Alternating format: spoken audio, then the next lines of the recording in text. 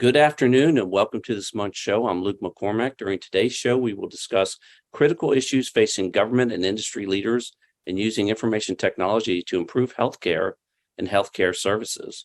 With me on today's show are Ryan Dempsey Argentieri, Deputy Director, Office of Technology at the Office of the National Coordinator.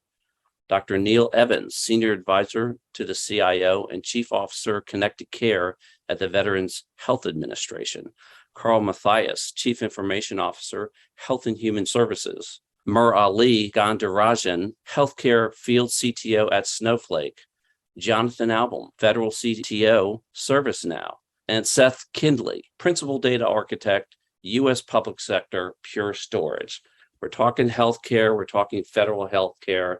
Ryan, we're going to start with you and maybe just a couple of minutes on what is the Office of the National Coordinator? What do they do? And then, of course, what do you do? And then what's the state of the state there? Sure thing. Thanks so much for having me. For those who don't know, the Office of the National Coordinator for Health IT is primarily charged with driving standards and programs that improve interoperability across the healthcare system. And we do that in a few ways. One, with the identification of standards that are adopted and ideally used by industry, primarily electronic health records vendors and developers of really a number of the supporting products that support those EHR vendors. And that kind of universe is expanding, especially since the pandemic. We can talk about that a little later. Two, we do that through policy coordination, primarily with CMS and CDC in terms of with CMS to make sure that the payment regulations and incentives are tied and correspond to the certification of health IT products.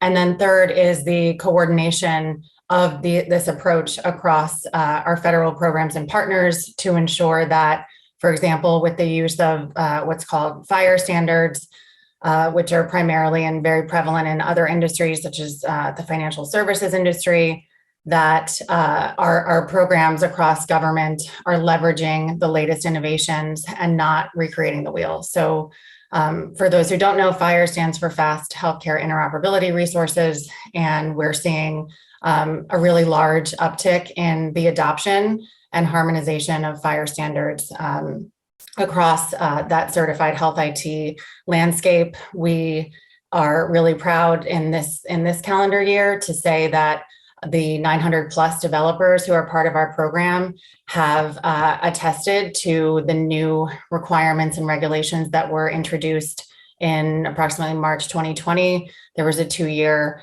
compliance timeline, and we had 100% attestation, which is pretty amazing. So that means that those developers have to attest that they are going to make that functionality available to providers, which includes clinicians, hospitals, health plans, federally qualified health centers, and increasingly more community-based health organizations. So that will really, we think, be a game changer in the future for true interoperability of healthcare. So that data moving seamlessly across different vendor platforms and different networks, which is, certainly a lofty goal, and there's some challenges and hiccups that we still have to work out. But it's pretty incredible patient empowerment and reduction of clinical burden from those two perspectives. A tremendous amount of coordination coming out of the Office of the National Coordinator, no doubt about that. Dr. Neil Evans, tell us what's happening at VHA. What's the state of the state there? Sure, Luke. I'd love to talk about that. In the Department of Veterans Affairs, and specifically in the Veterans Health Administration, obviously, health IT is a core part of how we deliver our mission of caring for more than 6 million veterans a year through our healthcare facilities, by our healthcare providers across our large healthcare network. And technology, is a part of what drives those workflows. So a lot of exciting things happening in VHA, and supported, again, I also serve as a senior advisor to the CIO in our Office of Information and Technology. And so this is really a partnership between the Veterans Health Administration and the Office of Information and Technology in delivering value to both veterans, the veterans that we serve, millions of veterans across this country, and then the more than 300,000 staff who come to work every day to deliver care to those veterans. I think maybe I just highlight here in some initial remarks, we still are dealing with the effects of the pandemic, and we have seen just a huge transformation in how we're able to support care, leveraging health information technology in the VA. As of July 25th, so just a week or two ago, more than 20.7 million telehealth visits have taken place during the pandemic in the VA. We've seen more than 2.3 million veterans use telehealth to access their VA healthcare. That's 39% of all veterans who receive care through VA are connecting to us at some point in time using telehealth, which is really remarkable. When we add in digital access through our mobile app, through our patient portal, it's more than 5 million. More than 1 million a month who are connecting with us digitally. So what's exciting to me is how health IT is really directly impacting and allowing veterans to engage in improving their health and their experience of receiving health care from the VA as a result of our investments in health IT. A real confluence of events there. I can't let that number go. That many touches, sort of as we currently sit. What was it just roughly prior to the pandemic in comparison?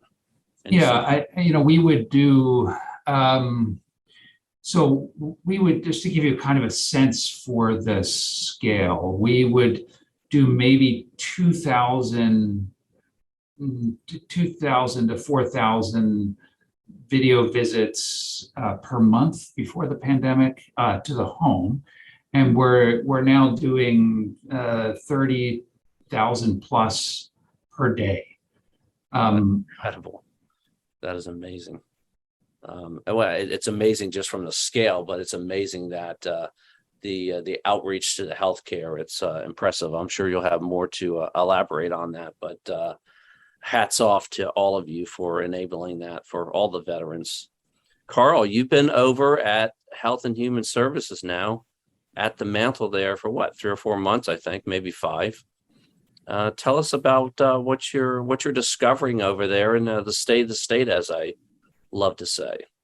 And congratulations on the appointment, by the way. Yeah, thanks, Luke.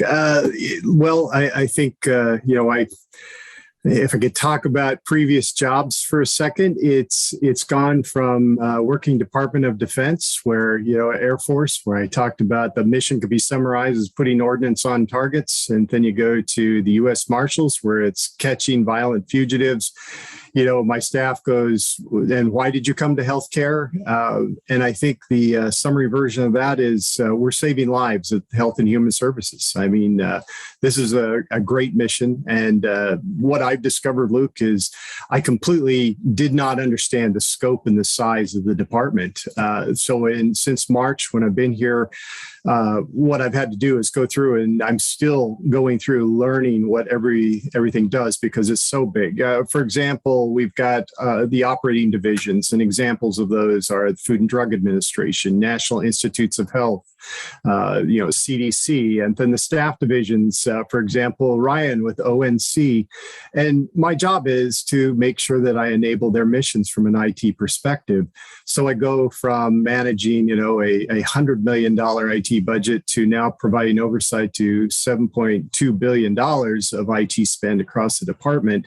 And you dig into that, and what I'm discovering is you go to NIH and you go, well, this is one operating division. Then you discover NIH has 27 different institutes underneath it, each with their own CIOs and their own operating budgets. That's just one operating division. So the scope and the breadth of the things that are happening at the Department of Health and Human Services is just astounding to me, and fun digging into it. There, I'm sure we'll talk about it along the way, but there is a lot of exciting things going on in terms of what's being done with the data that we have, cybersecurity initiatives, how artificial intelligence is going to be used, is being used.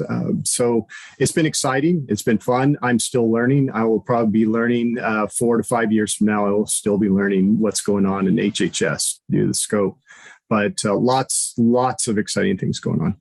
Fantastic. And I think it's a culmination of the various different experiences in your career that's brought you to this point. And I'm sure you're going to do fantastic, and you are doing fantastic. So once again, congratulations there. Mar Ali, when we think about healthcare, we think about an incredible amount of data. And then I think about the analytics, and I think about Snowflake.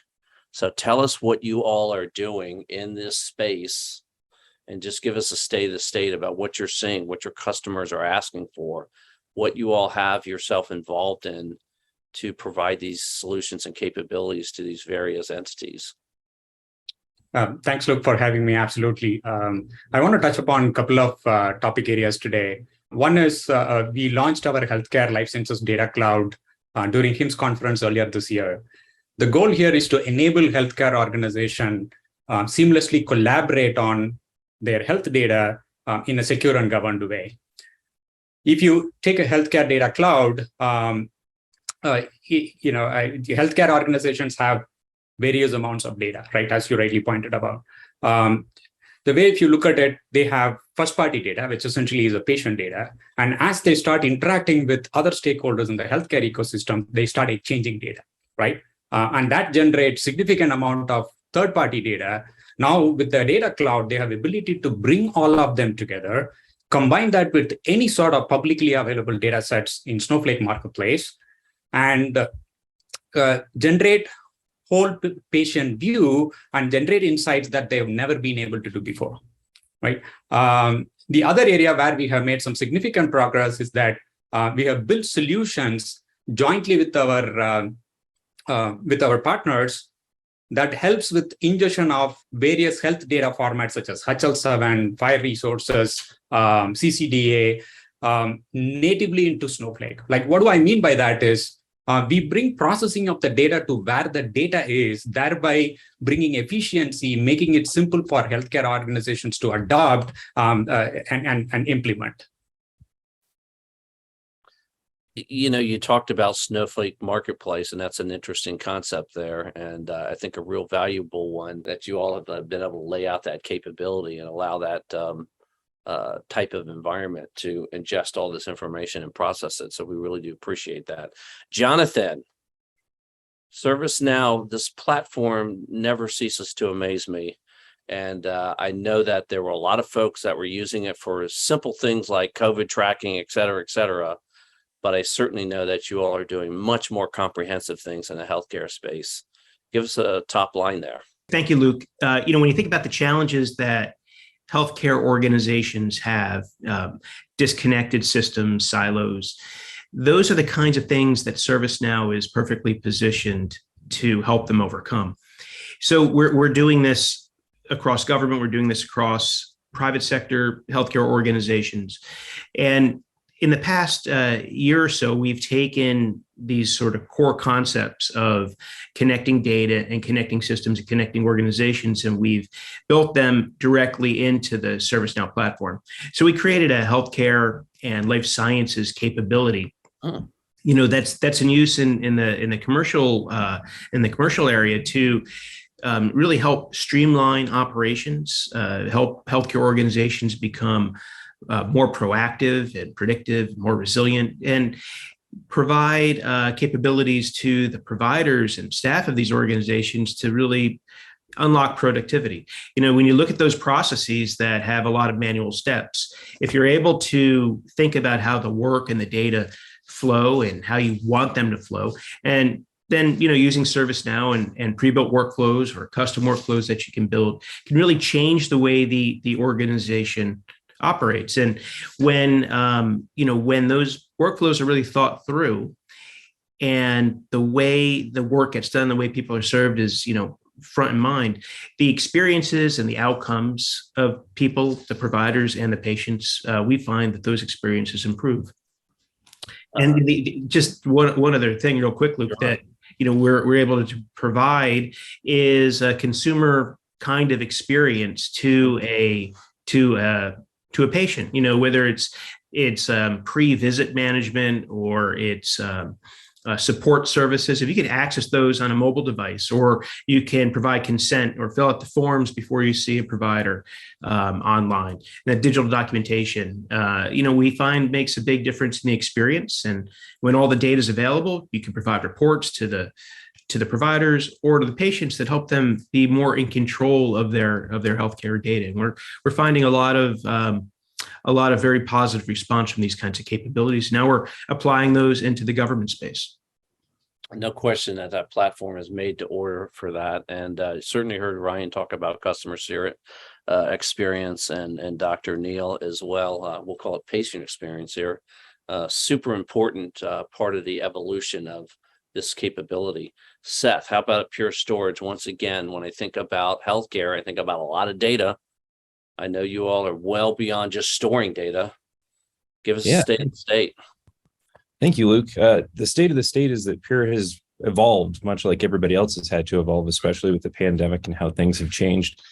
So instead of focusing on just storing data, we've become a solutions company that allows you to automate and orchestrate a number of disparate applications, whether it be next generation sequencing and having to do pre and post processing of sequencing, or your EHR.